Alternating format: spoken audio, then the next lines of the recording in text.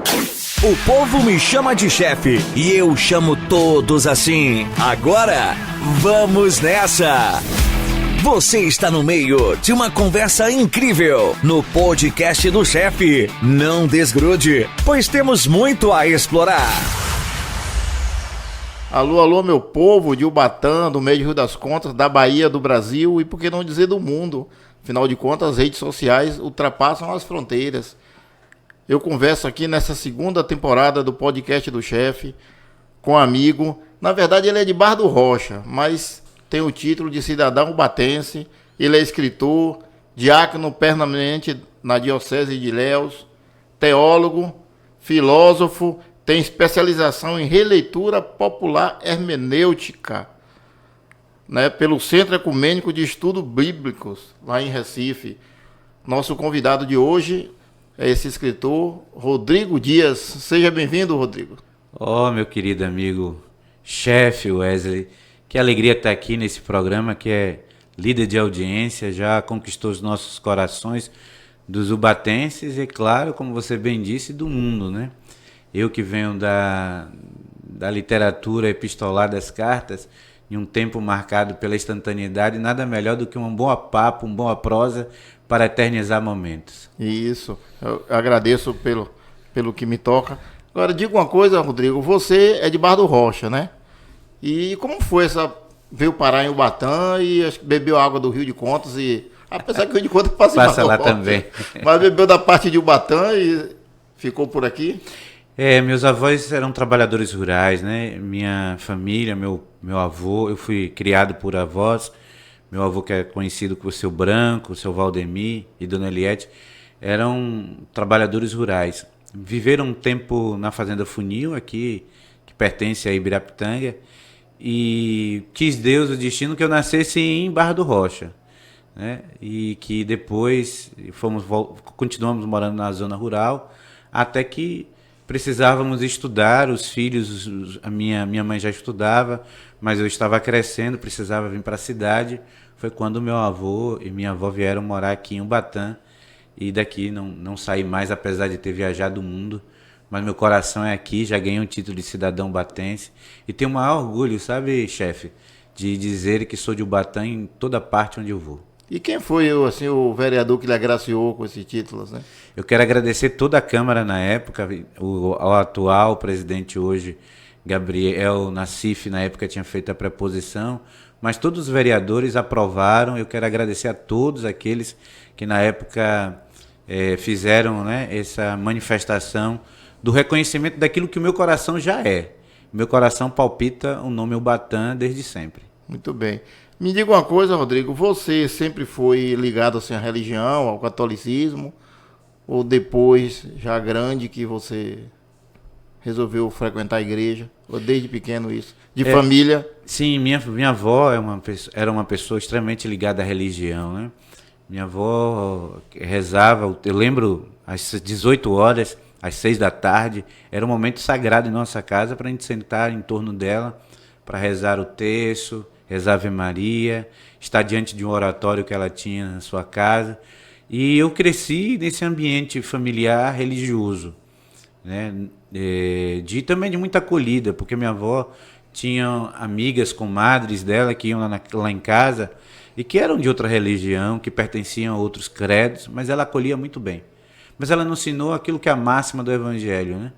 Amar as pessoas indistintamente da religião que pertencem. Então eu fui criado nesse ambiente religioso e quando estava mais adolescente, servir a igreja enquanto coroinha. Eu fui coroinha da paróquia Nossa Senhora da Conceição. Na época aqui o padre era o padre José Benedito Felício Soares, conhecido por todos como Padre Bené.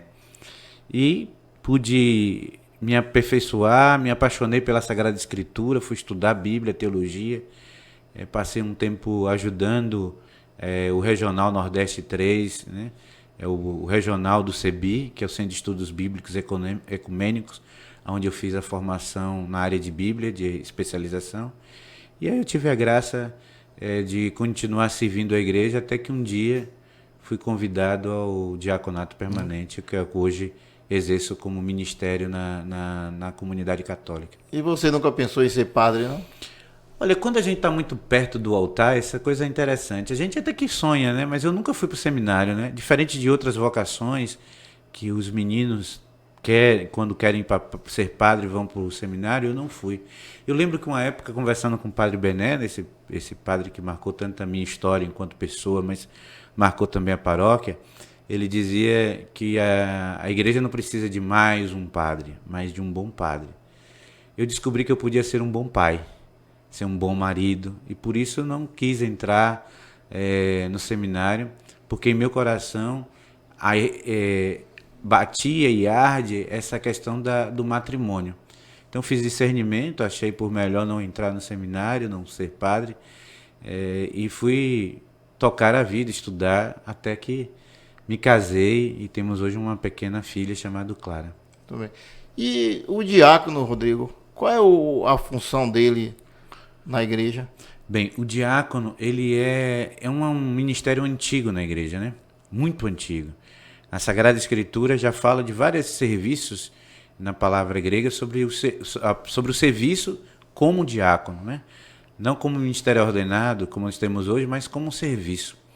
Então, o diaconato é um ministério antigo, nós encontramos extratos teológicos dele, principalmente no livro dos Atos Apóstolos, onde consagra, ordena, né, poderia dizer assim, os primeiros diáconos da igreja primitiva.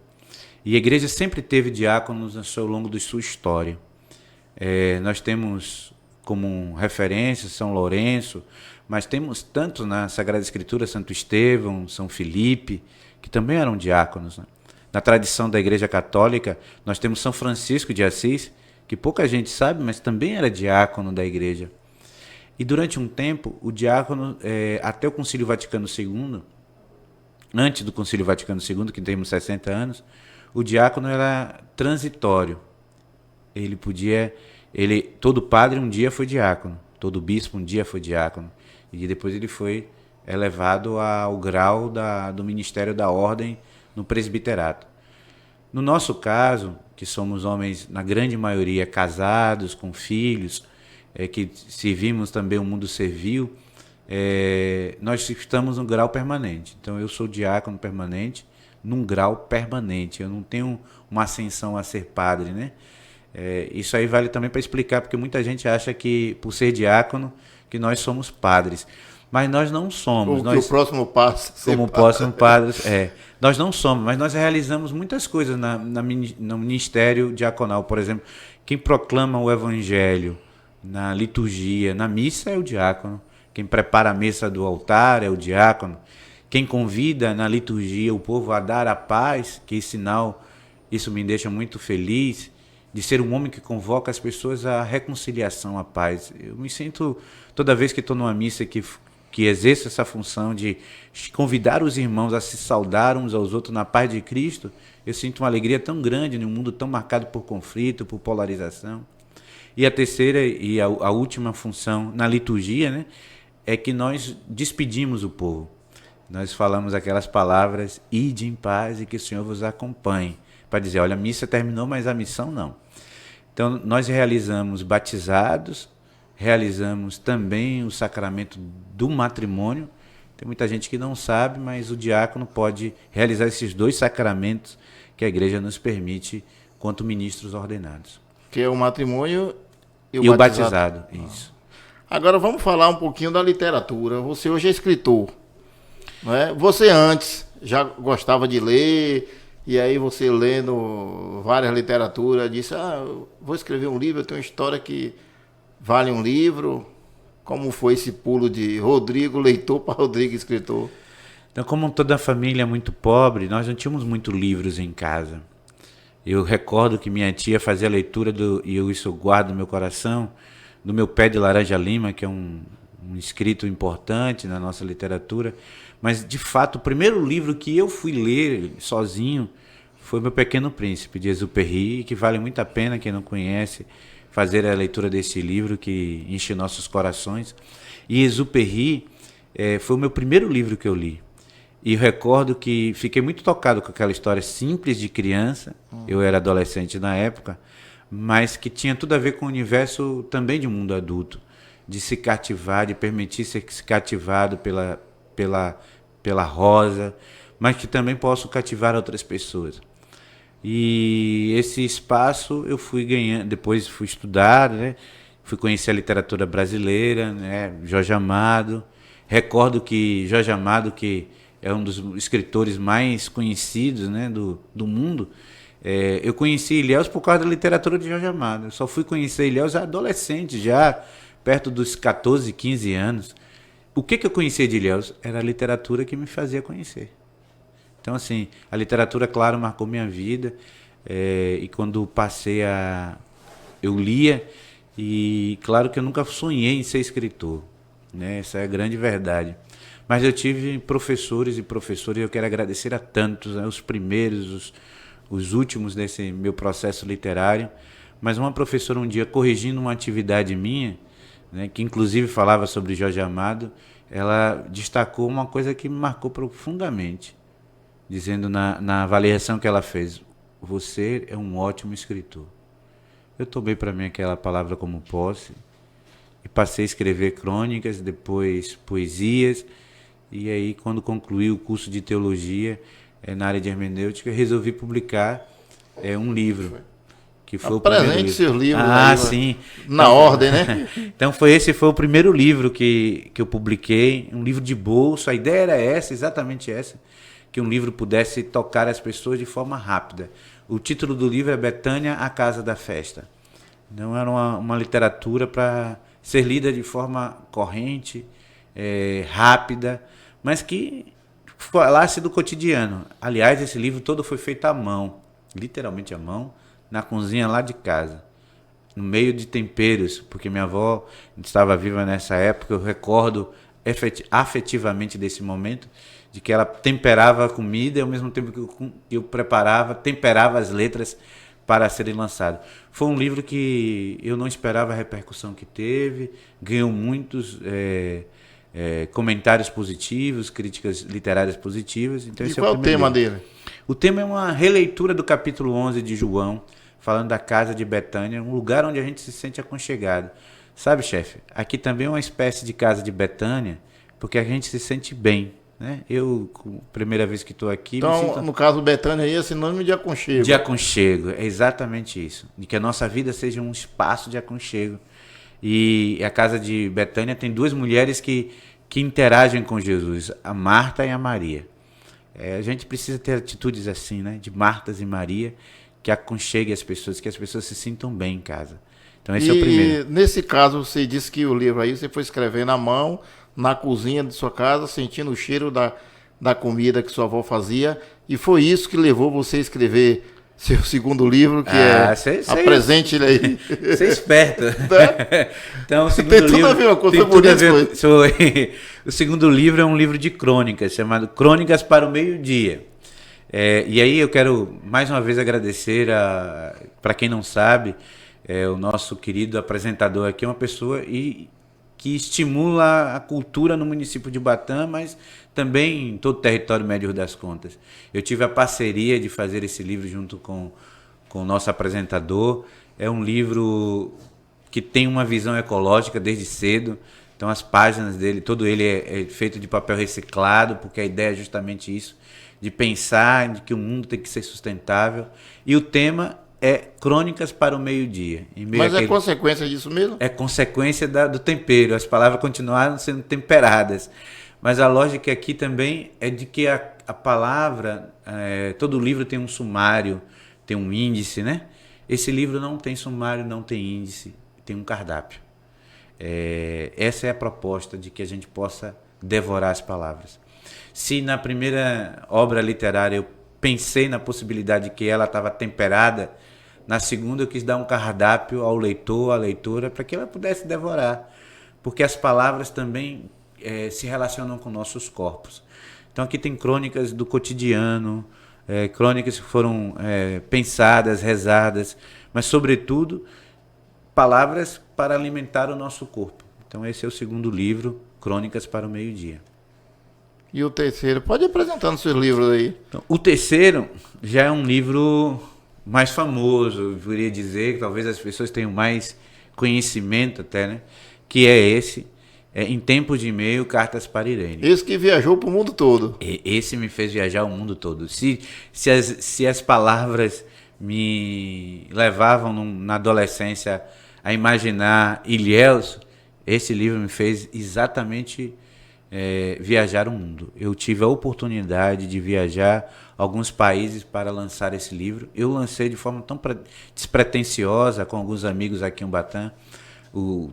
Em Tempos de E-mail, Cartas para Irene é um livro de cartas crônicas. Essas cartas, sabe, chefe, são verdadeiras, né? Não são ficções, né?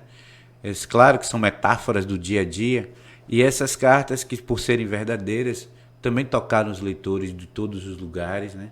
Do mundo, porque ele está traduzido. Relacione aí onde você lançou ele no mundo. Ele está traduzido em 2 línguas, então lancei aqui, primeiro em Ubatã, depois lancei em vários estados brasileiros, São Paulo, Brasília, Maceió. Tive a oportunidade de lançá-lo na Itália e de fazer uma conferência na Universidade de Bolonha. Depois tive a oportunidade de depositá-lo no acervo literário de Portugal, em Lisboa, que está à disposição de qualquer pessoa que chegar. Considerada a maior biblioteca do mundo, né? Sim, uma das maiores bibliotecas. Mais importantes, uma das né? mais importantes do mundo, está lá esse livro. Como também você vai encontrar em Veneza, se for na Biblioteca de Veneza, né, na Biblioteca da Universidade de Turim, na Universidade de Bolonha, na Universidade de Sorbonne, na França, onde também tive a oportunidade de fazer uma conferência. E recentemente estive na Angola, na África. Estive também em Oslo, na Noruega, um país frio, mas acolheu a literatura com muito carinho. E um abraço a todas aquelas pessoas que trabalham na embaixada, que fizeram que esse evento acontecesse. E recentemente estive no Chile, na América Latina, onde tive a oportunidade do livro ser traduzido em espanhol e voltei ao continente europeu para lançá-lo na Universidade de Salamanca no ano passado. Já tem que tirar um outro passaporte para Irene, né? Porque já encheu. Já esgotei, agora, literalmente eu já esgotei. Esse livro aí, Cartas em Tempos de E-mail, Cartas para Irene, ele foi entregue ao Papa no ano passado, foi isso? Não, o que foi entregue ao Papa é o meu mais novo livro, que é esse aqui. As Cartas da Vovó Irene. Foi entregue em 2023. Entregue no ano passado, em 2023, na primeira sessão do Sínodo, onde a irmã Sônia, que é uma leiga que mora em Minas Gerais, teve a oportunidade de entregar ao Papa algumas coisas de alguns brasileiros. E no meio estava o meu livro, ele recebeu esse livro, né? Deve ter lido como um bom leitor que é o Papa, sempre atento à atualidade.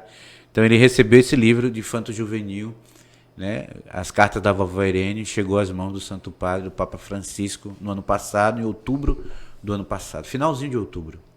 Agora sim, você não vai parar nesses 4, né? E já tem alguma coisa em mente, alguma produção, algum rascunho, ou tá na cabeça alguma ideia nova para um livro? Todo escritor vive de inspiração, né? Eu sou um escritor do cotidiano, da vida das pessoas mais simples. Então, inspiração tenho. Acho que eu tenho 3 projetos em processos. Um muito mais antigo, que eu não consegui terminar ainda, Deus sabe por quê.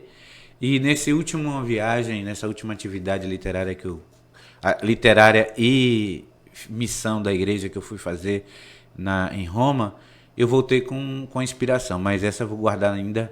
Vou vir aqui especificamente para falar desse livro que eu estou trabalhando, que na verdade será um romance que tem enchido muito meu coração de querer caminhar por aquele caminho, fazer esse caminho do romance, que eu acho que o leitor, a leitora vai se surpreender com o que a gente está pensando, sonhando e aspirando a escrever. Mas já começou a rascunhar ou só está aí com a ideia? Sim, 11 horas de voo de volta ao Brasil, eu fui rascunhando, ele já tem algumas ideias centrais, já tem o corpo central. Como é um romance, eu preciso de mais tempo para fôlego para poder criar. Os personagens já estão escolhidos, o enredo já está escolhido, né? O conflito do romance também já está escolhido, e as facetas, as várias possibilidades que esse romance vai ter também já está escolhido. Então eu digo que vai ser um que eu já contei a algumas pessoas assim por alto, Me disseram assim, isso dá para virar filme. Eu disse, ainda não. A ideia de que as pessoas que leem sejam transportadas para a mesma emoção que eu tive em construir, de pensar, de imaginar o que está sendo já rascunhado. Já está rascunhado no meu coração, em algumas partes já por escrito, com papel e caneta, é claro. Em breve teremos então outro lançamento, né? Em breve. Agora, Rodrigo, você chegou da Itália esses dias, sexta-feira, não foi sábado, você chegou da Itália. Você foi num evento e o site publicaram aí você com uma selfie com o Papa Francisco, né? Que teve, vou dizer que foi até honra, recebeu o livro ano passado e esse ano... Recebeu o escritor, né? Recebeu o escritor. Que evento foi esse que você foi? Bem, Faustino, na Itália eu fui representar eu fazer demais, mas assim, fazer uma conferência, né, uma palestra para os diáconos da comissão italiana que moram lá na Itália. Então eu fui fazer essa conferência, fui convidado pelo presidente da comissão, Enzo. Ele inclusive por ter a foto, ter chegado do Papa com o livro, ele ficou impressionado. E ele combinou comigo a possibilidade de fazer essa entrevista lá, ou fazer essa conferência. Então eu fui fazer essa conferência. Tive a oportunidade de fazer também um encontro com a Rádio Vaticano, dei uma entrevista na Rádio Vaticano, mais de 21 minutos, sabe? Uma emoção muito grande ter entrado naquele prédio que é antigo, histórico, leva a mensagem do Papa e dos seus colaboradores para mais de 50 nações, mais de 38 línguas diferentes naquele espaço. É um verdadeiro Pentecoste. Então tem uma entrevista de 21 minutos lá que eu dei, está publicada também no site do Vaticano, que eu falo também dessa realidade da literatura, mais do serviço diaconal e também da querida Ubatã, que eu cito nessa entrevista que eu dei. E eu fui também para outras atividades ligadas ao diaconato. Para minha surpresa, porque na vida tem que estar aberta a surpresas, tive a oportunidade, né, de ter um encontro pessoal, intransferível, porque na minha memória eu não consigo apagar desses 30, 40, não dá para mensurar qual foi o tempo que ele estava ali tão perto de mim para aquela foto, mas de uma emoção tão grande, de receber do Papa a bênção, porque ele me abençoou e abençoou a todos que estavam no meu coração, e de me dizer palavras incentivadoras, de que Deus te abençoe, que faça seu ministério um serviço à igreja. E em seguida foi aquela foto, né, que é uma explosão de alegria. Eu contei para algumas pessoas que eu saí da Praça de São Pedro chorando, e as pessoas sem entender por que eu estava chorando, né? Porque foi de uma emoção muito grande encontrar o Papa, por tudo que ele representa, para nós católicos, mas para o mundo. Um homem simples, sabe, Faustino? É um homem de uma simplicidade, de uma ternura, de fato um verdadeiro pastor da Igreja Universal. Agora me diga uma coisa, Rodrigo, eu vou dar um pulo assim um pouquinho para essa parte política, porque é o seguinte, você sempre foi uma pessoa muito com influência, né, no governo estadual, você sempre levando os políticos de Ubatã para governador, sempre você teve as portas abertas em Salvador, mas eu noto que depois que você virou diácono, você parece que se afastou um pouco disso. É porque não é permitido ou você mesmo que quis dar um tempo? Porque é muita coisa para uma pessoa só escrever, ser diácono, ser político. Bem, a nossa função ministerial, o direito canônico, que é o que nos rege enquanto clérigos, diz o seguinte, que todo ministro ordenado, todo clérigo, não deve ter filiações partidárias, né? Todo mundo sabe da minha história, já militei, já fui candidato. Então, uma das primeiras regras é essa. Por que isso? Porque a igreja entende que a gente deve servir o povo independente da ideologia partidária, dos caminhos da participação política.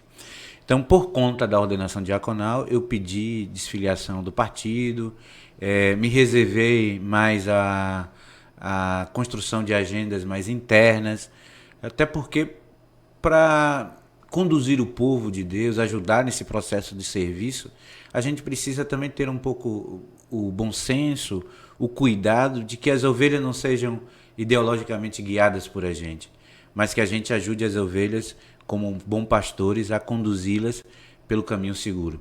Então, por conta disso, eu já tinha pedido a baixa de filiação ao partido, onde na época eu fazia parte, e tem os últimos 3, 4 anos da minha vida, tenho ficado muito mais nos bastidores, muito mais nas agendas de forma mais discretas do que de forma mais clara. Mas isso não impede de que meu amor pela cidade de Ubatã, aquilo que tiver sempre ao meu alcance, com as relações de amizades que eu tenho, não impede de que eu continue batendo na porta dos meus amigos, né, para pedir. Agora com muito mais força, né? Com a autoridade, não de quem tem mandato, mas da autoridade de quem cuida das ovelhas. Então, quando sempre for possível e que alguém precisar, eu vou bater na porta dos meus amigos para pedir ajuda para essa cidade que eu tanto amo. Isso é bom, né? Sempre estamos precisando de ajuda por aqui. E diga uma coisa, como é que você é escritor, né, diácono, e eu vejo você sempre publicando, tá viajando, tá numa paróquia aqui, numa paróquia em várias cidades, né? Que você fica sempre em um lugar e outro, né? Que lhe chama, você vai dar curso, vai lá e tal. E como é que você une isso tudo, a vida social, a vida familiar? Porque você tem esposa e tem uma filha, né? Que você tem o costume de levá-la para a escola, ou fica ausente quando está aqui, faz questão da... Sim, quando estou, faço sempre questão da pequena de acompanhá-la na escola, nesses últimos dias que estava fora do país, sempre em contato. Hoje em dia a telefonia nos ajuda, né, porque tem imagem, mas é claro que a presença é algo essencial. Então, quando regresso das minhas atividades, a levo à escola, vou buscar, como qualquer pai que né, eu fico às noites acordados quando tem febre, e a gente faz a missão junto como família. Recentemente, na Páscoa deste ano, nós fomos servir na paróquia de Ituberá, numa comunidade ribeirinha chamada Barra de Serenhaém. E nós fomos juntos, eu, minha esposa e minha filha, fazer missão em família. Eu entendo que quando sou convidado também com minha esposa e minha filha. E a gente sempre faz esse serviço coletivo, né, da igreja. Minha esposa é catequista, é ministra extraordinária da igreja, ministra extraordinária da comunhão. Isso tudo para dizer o seguinte, que nós servimos como família. Ela já era da igreja ou você que levou? Sim, não, ela já era da igreja. Isso acho que é um dado importante. Nenhum homem casado pode ser diácono. Claro, tem todo um processo de formação, né? De conversa, diálogo com o padre, de formação com o bispo, todo um processo. Mas o que abre todo o caminho é uma carta que a esposa faz de próprio punho, autorizando seu marido a estudar, a fazer o diaconato. Sem a autorização da esposa, não há diácono permanente. Nossa primeira vocação não é o serviço da igreja, é o serviço familiar. Nós aproveitamos, e aí eu falo com muito carinho, que nesse serviço da igreja nos ajuda a ser uma família melhor. E sendo uma família melhor, nos ajuda a ser uma igreja também mais atuante. Amém. Rodrigo, foi um prazer conversar com você aqui neste podcast do Chefe, nesta segunda temporada. Uma conversa assim maravilhosa, né? Você apresentando aqui seus 4 livros e falando do quinto, que já está, né? Já está crescendo essa barriga, né? Já está gestando. E com fé em Deus, vamos aqui lançá-lo ele primeiro em Ubatã. Você sempre lança primeiro em Ubatã, né? Sim, faço questão de lançar aqui de Ubatã, até porque aqui é a cidade que me acolheu, né? Que acolheu os primeiros traços literários. Então faço muita questão de vir sempre aqui, agradecer ao povo e lançar sempre minhas obras por primeiro aqui. Eu agradeço sua presença aqui no podcast do Chefe.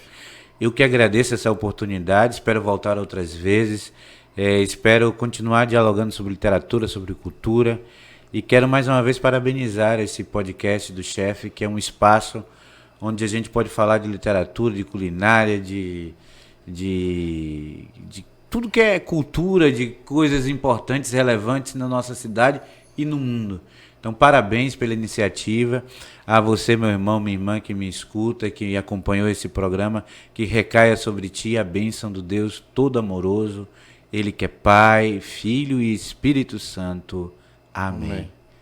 Alô, alô, meu povo. Eu encerro aqui mais um podcast do Chefe, hoje com a presença desse ilustre ubatense do coração, né? Porque ele nasceu em Bar do Rocha. Rodrigo Dias, o escritor, que, como eu digo as redes sociais, ultrapassam fronteiras. Ele já, com esses 4 livros, já está tirando a segunda via do passaporte para Irene, porque já lotou primeiro tanto viajar pelo mundo. Eu quero agradecer a Deus, agradecer a Fernando Canuti, que é o técnico, a Arnaud, que fica na direção, e a vocês que assistiram este programa. Muito obrigado e até a próxima. Esse foi mais um podcast do Chefe, com Wesley Faustino. Obrigado por nos acompanhar. Não se esqueça de seguir, compartilhar e deixar seus comentários nas redes sociais. Até a próxima. Aqui é Wesley Faustino, o Chefe, encerrando mais um episódio emocionante. Até breve.